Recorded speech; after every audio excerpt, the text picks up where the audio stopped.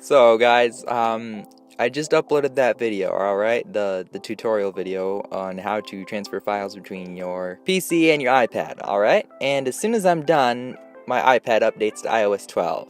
And I don't notice anything at first, but then today I tried to export my song Cold Glass Dawn. So I tried to export it normally like I usually do, like I showed you in the video, and it didn't work.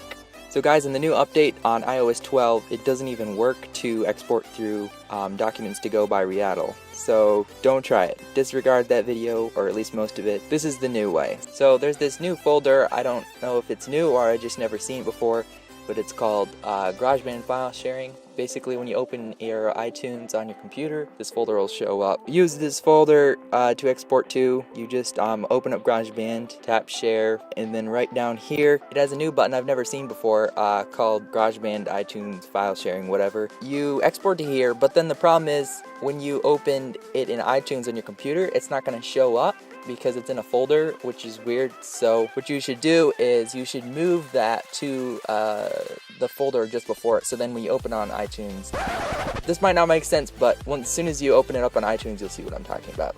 So anyway, guys, thanks for watching this video. Just this very important announcement. I thought it was so funny that I finished that video and update iOS, and then as soon as it's done, the video is like totally useless because it doesn't even work. So anyway, everyone have a great day, and I will be releasing my new track very soon here. Peace!